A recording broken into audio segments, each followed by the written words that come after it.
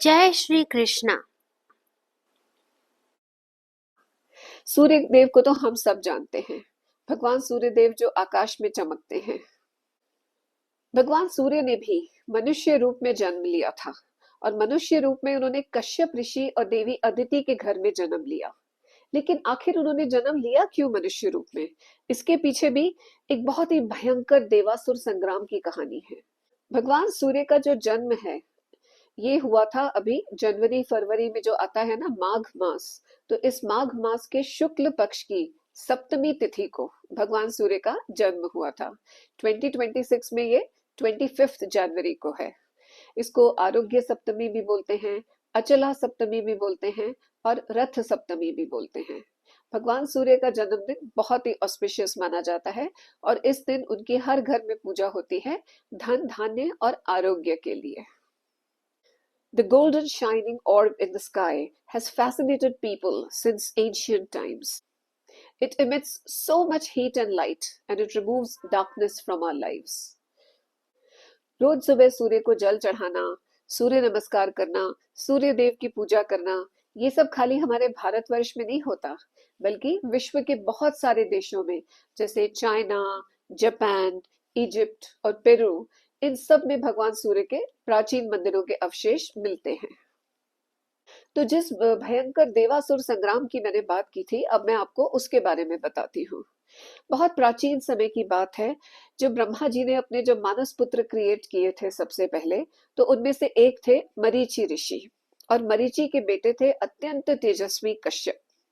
तो जो कश्यप ऋषि थे वो इतने इंटेलिजेंट और इतने ब्राइट और इतने टैलेंटेड थे कि वो दक्ष प्रजापति को बहुत ही ज्यादा पसंद आ गए और इसलिए दक्ष ने अपनी एक दो नहीं पूरी 13 बेटियों की शादी उनके साथ कर दी। अब ये कश्यप की जो पहली पत्नी थी वो थी देवी अदिति। अदिति सुंदर तो थी ही, साथ में बहुत ही उनका शांत और सौम्य स्वभाव था। She was a real good soul. आप ये कह सकते हैं कि उनमें इतने सारे गुण थे कि वो हमेशा अपनी एक अलग पहचान बना लेती थी। और जो अदिति से छोटी बहन थी वो थी दिति। दिति भी बहुत सुंदर थी, लेकिन दिति चंचल थी, थोड़ी अपनी मन की बहुत करती थी, मन मानिनी। वो ना रूल्स पे चलना उनको पसंद नहीं था, अपने मन मर्जी का काम करना ज्यादा अच्छा लगता था। और एक और बहन थी दनु। वो भी नेचर में दिति जैसी थी। तो दिति और दनु की आपस में बहुत पटती थी। अब ये जो इनके बच्चे हुए, तो अदिति के जो बेटे हुए वो बहुत ही ज्यादा दिव्य थे, लिटरली शाइनिंग। उनमें इतनी चमक थी, इतनी एफल्जेंस थी कि उनका नाम पड़ गया देव। देव मतलब जो शाइन करते हैं, वो सब बन गए देव। और जो दिति थी उसके जो बच्चे थे वो बहुत शक्तिशाली थे, तो वो बने दैत्य। दिति के बेटे दैत्य शक्तिशाली थे, तो जो दनु के बेटे थे वो भी बहुत ही ब्राइट और ब्रिलियंट थे, लेकिन वो मायावी भी थे। दे वर सोर्सरर्स। और दनु के जो बेटे थे वो कहलाए दानव। तो अब ये जो दिति और दनु के बेटे थे, इनके आपस में बहुत दोस्ती थी। तो ये जो दैत्य और दानव थे ये मिलकर कहलाते थे असुर। और ये लड़ाई किससे थी? इनकी लड़ाई थी देवों से, जो अदिति के बेटे थे, उनसे इनकी बिल्कुल नहीं पटती थी। हमेशा इन लोगों का, असुरों का एक ही रहता था कि इनको देवों को भगाओ, इनकी प्रॉपर्टी पे कब्जा करो, इनके शहर पे कब्जा करो, इनका कैपिटल ले लो। हमेशा उनका ये चलता रहता था। अब एक ही फैमिली में हो रहा है ये सब, आप देखिए, घर घर की कहानी, लेकिन होता था। इस बात से कश्यप और अदिति भी बहुत अपसेट हो जाते थे, लेकिन क्या करें, बच्चे सुनते ही नहीं थे।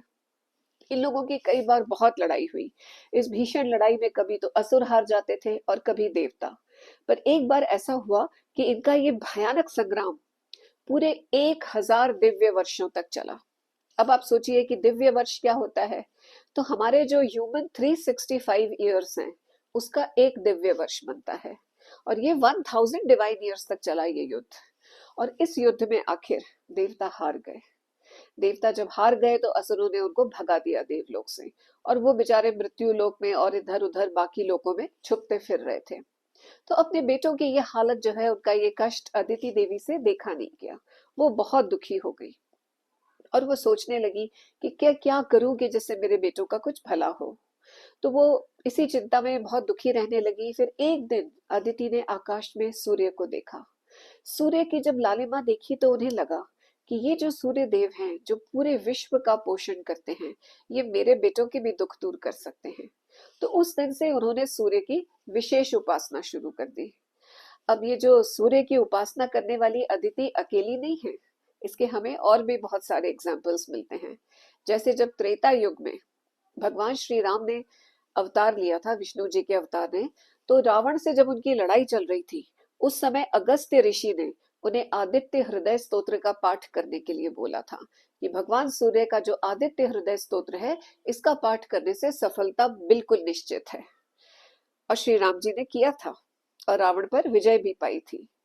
ऐसे ही जब महाभारत टाइम में जब पांडव बेचारे वनवास में चले गए थे और बेघर और बेसहारा हो गए थे, तो उस समय युधिष्ठिर के पुरोहित धौम्य ने उनसे कहा था कि महाराज आप है ना भगवान सूर्य की उपासना कीजिए, सूर्य आपके कष्ट जरूर दूर करेंगे। और इसीलिए जब युधिष्ठिर ने उपासना करी सूर्य की, तब सूर्य ने प्रसन्न होकर उनको एक दिव्य अक्षय पात्र दिया।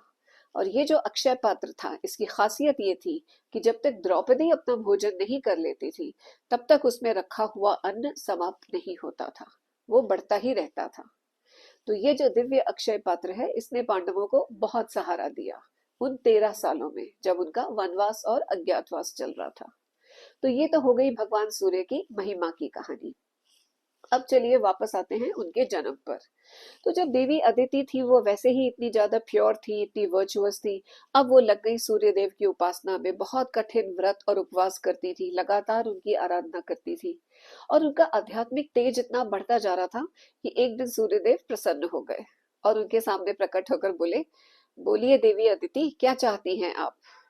तब अदिति ने कहा, अगर आप मुझसे प्रसन्न हैं सूर्यदेव, तो मुझे ये वर दीजिए कि आप मेरे पुत्र के रूप में जन्म लें और मेरे पुत्र के रूप में जन्म लेकर मेरे बेटों का दुख दूर करिए, वो बहुत परेशान है। तो सूर्य ने उनकी ये बात सहर्ष स्वीकार कर ली। उसके बाद में सूर्य वापस चले गए और अदिति बड़ी विस्मित सी बैठी रह गई, क्या वाकई मैंने सूर्य को अपने सामने देखा, वो सूर्य जो ऊपर आसमान में रहते हैं? और इसके बाद एक दिन सूर्य की जो सबसे चमकती हुई किरण है, उसका नाम है सुषुम्ना, जिसमें 1000 ब्राइट गोल्डन रेज का पावर है। तो जो सुषुम्ना नाम की वो किरण है, उसने आके अदिति के गर्भ में प्रवेश किया और अदिति गर्भवती हो गई। अब उनकी खुशी का कोई ठिकाना नहीं था और वो पहले की तरह सूर्य की आराधना करती रही और अपने बड़े कठिन कठिन व्रत और उपवास रखती रही। तो प्रेगनेंसी में भी वो भूखी प्यासी रहती थी, खाना नहीं खाती थी और अपने व्रत में लगी रहती थी। तो एक दिन ये सब देखकर कश्यप ऋषि थोड़े से नाराज हो गए, वो चिंतित भी थे और बोले, अदिति तुम बड़ी अजीब हो, तुम्हें कुछ चिंता ही नहीं है। तुम अपने इस पेट के बच्चे को, तुम्हारा अनबॉर्न चाइल्ड है, इसको तुम भूखा मारे डाल रही हो, न तो खुद खाती हो, न बच्चे को कुछ खाने देती हो। तो ये सुनकर अदिति बड़े निश्चिंत स्वर में बोली, आप परेशान मत होइए, ये बच्चा, इसका कोई कुछ नहीं बिगाड़ सकता, ये तो बल्कि खुद पूरे विश्व का पोषण करने वाला है, ये सबका पालन करता है, इसको क्या कोई नुकसान पहुंचाएगा। लेकिन जो कश्यप हैं वो काफी अपसेट थे, क्योंकि उन्हें अपने अनबॉर्न बच्चे की चिंता थी। तो उनके जो मुंह से उस समय शब्द निकले थे, वो थे मारितम अंडम।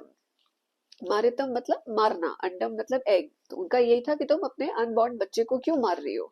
तो उनके मुंह से निकला मारितम अंडम, और ये बोलते ही से अदिति के जो पेट में से एक बहुत तेज पुंज निकला रोशनी का, अ ब्राइट ऑर्ब ऑफ लाइट, और वो इकट्ठा होकर के एक गोल्डन एग में चेंज हो गया, हिरण्य जो होता है ऐसा। और फिर वो गोल्डन एग क्रैक हुआ और उस एग के क्रैक होते ही उसमें से निकला एक बहुत ही प्यारा सा शिशु, द न्यू बॉर्न सन। उसके बाल जो है वो हल्के सुनहले लाल थे, आंखें भी सुनहरी थी और स्किन कलर भी थोड़ा पिंकिश रेड गोल्ड ये था। उस बच्चे को देख करके ही कश्यप और अदिति की तो खुशी का कोई ठिकाना नहीं रहा। ऊपर से आसमान से फूल बरसने लगे और आकाशवाणी हुई कि चूंकि कश्यप ऋषि ने बोला था मारितम अंडम, और ये बच्चा इस अंडे को तोड़कर प्रकट हुआ है, तो इसका नाम होगा मारतंड। मृत अंड से ये प्रकट हुआ है। तो अदिति और कश्यप ने खुशी खुशी अपने बच्चे का नाम मार्तंड स्वीकार किया। उनको जन्म के समय जो त्रिदेव हैं, ब्रह्मा विष्णु और महेश, वो तीनों भी आए थे उन्हें आशीर्वाद देने के लिए। अब मैं आपको मार्तंड नाम से जुड़ी हुई एक कहानी सुनाना चाहती हूँ पहले। तो आप सोचिए कि हम तो सिर्फ भगवान सूर्य का सूर्य नाम जानते हैं, लेकिन मार्तंड नाम से उनका एक बहुत ही भव्य मंदिर कश्मीर में बनाया गया था। और ये बनाया था कश्मीर के राजा ललितादित्य ने। इसका नाम रखा गया था मार्तंड मंदिर। ये मंदिर इतना भव्य था और इसमें इतनी सेंचुरीज तक भगवान सूर्य की पूजा हुई थी। आज हमारे पास उस मंदिर के सिर्फ अवशेष रह गए हैं बाकी। और भाषा का अपभ्रंश होते होते मार्तंड को भी मट्टन बोलने लगे लोग। तो ये जो मंदिर आता है ये अनंतनाग जिले में जो मट्टन तहसील है वहां पर है। और वहां पे सब लोग मट्टन मट्टन ही बोलते हैं। हमें लगता है सोच के कि शायद मटन को मट्टन बोल रहे हैं, पर वो मटन को मट्टन नहीं बोलते, वो मार्तंड को मट्टन बोलते हैं। तो आज भी वो मंदिर वहां पर है और आप उसको देख सकते हैं जा करके। तो चलिए, ये तो बात हो गई मार्तंड नाम की। अब वापस चलते हैं सूर्य देव की बर्थ सेरेमनी पे। उस समय वहां पर ब्रह्मा जी, विष्णु जी और शिव जी तीनों आए थे। उन्होंने आके उनको ब्लेस किया और उनका नामकरण किया। अदिति और कश्यप की तो खुशी का कोई ठिकाना ही नहीं था। भगवान विष्णु ने एक एक करके 12 नेम से उस बच्चे को संबोधित किया। एक नाम नहीं दिया, दो नाम नहीं, तीन नाम नहीं, पूरे 12 नाम दिए। और बोले कि ये जो बच्चा है ये इतना प्रतापी होगा, इतना सब कुछ देगा लोगों को, और ये जब बड़ा होगा तो ऊपर जाके आकाश में स्थित होकर के ये एक ग्रह बनेगा। और खाली एक ग्रह नहीं, ये सभी ग्रहों का राजा बनेगा। दरअसल बात यह है कि जो सूर्य देव हैं, इनमें जो शक्ति है ये भगवान विष्णु की शक्ति है। ये भगवान विष्णु की शक्ति के अंश से प्रकट हुए हैं। जैसे चंद्रमा ब्रह्मा जी के अंश से प्रकट हुए हैं और जो मंगल ग्रह है वो शिव जी के तेज से प्रकट हुआ है, ऐसे ये विष्णु जी से प्रकट हुए हैं। तो ये जो 12 नाम है सूर्य के, ये हमने सुने तो बहुत हैं, बस हमें पता नहीं है। जैसे जब हम योग क्लास में जाते हैं और योगा क्लास में जाके जब सूर्य नमस्कार करते हैं, तो अगर आप वो मंत्र सुने तो उसमें हम जो 12 पोज होते हैं, जो 12 उसमें आसन आते हैं, उन सब में हम भगवान सूर्य के एक एक नाम से उनको नमस्कार करते हैं। तो ये तो हो गए सूर्य के 12 नाम। तो इस तरीके से जो सूर्य देव हैं वो वहां पे अदिति और कश्यप के आश्रम में पलने लगे और उनका बचपन वहां बहुत अच्छे से बीता। और फिर वो बड़े हो गए, और जब बड़े हुए और उस समय एक बार फिर एक भयानक संग्राम छिड़ा, देवासुर संग्राम। लेकिन अब की बार देवताओं की तरफ थे भगवान सूर्य, और सूर्य ने अपनी बहुत ही क्रूर दृष्टि से असुरों को देखा और उनको उसमें भस्म कर दिया। इतनी उसमें प्रबल अग्नि थी उनकी दृष्टि में। और इस तरीके से देवता विजयी हुए और उनके सारे कष्ट दूर हो गए। अदिति भी खुश हो गई कि अब उनके बेटों को अपना राज्य फिर से वापस मिल गया था। सूर्य जब बड़े हो गए तो उनके लिए फिर आसमान में एक बहुत ही अद्भुत दिव्य स्वर्ण महल का निर्माण किया गया। और ये निर्माण किया विश्वकर्मा ने, जो कि थे डिवाइन सेलेस्टियल आर्किटेक्ट।